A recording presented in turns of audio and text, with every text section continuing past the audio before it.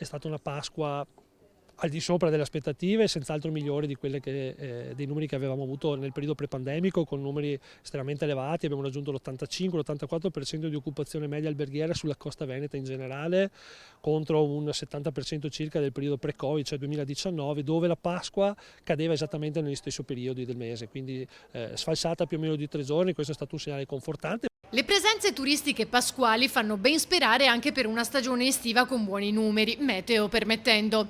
Sono stati presentati questa mattina a Caorle i dati previsionali per l'estate 2022 della Costa Veneta.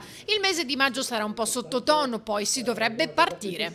Il vero via della stagione credo l'avremo con l'arrivo delle festività tedesche, come sempre stato. Quest'anno la prima festività è al 26 di maggio con l'Ascensione, credo che da lì in poi non ci si fermerà più, insomma si possa parlare della stagione cosiddetta. Per quanto riguarda la provenienza turistica, ad oggi, nonostante la situazione di incertezza data dal conflitto Russia-Ucraina, hanno prenotato, oltre che dall'Italia, da Germania, Austria e Svizzera. I dati ci stanno comunque dicendo che c'è una buona ripresa del mercato estero, il mercato tedesco, che è un mercato importante per tutta la regione Veneto, ma anche in particolare per le nostre coste e per i nostri laghi, è un mercato che sta dando finalmente dei segnali che timidamente aveva dimostrato lo scorso anno, ma in questo momento in modo molto significativo, quasi a livello dei dati del 2019.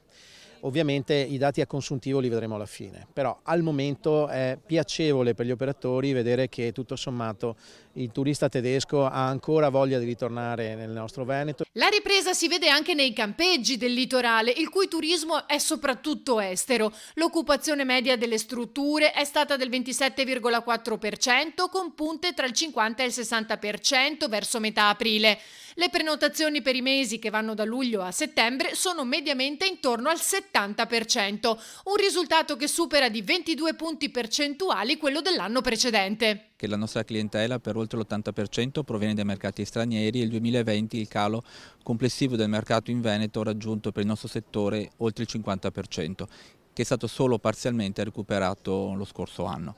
In questo momento però abbiamo delle aspettative molto positive di ritornare a rivedere i numeri del 2019 proprio perché le prenotazioni del mondo nord europeo, tedesco, olandese e danese in particolare sono molto significative.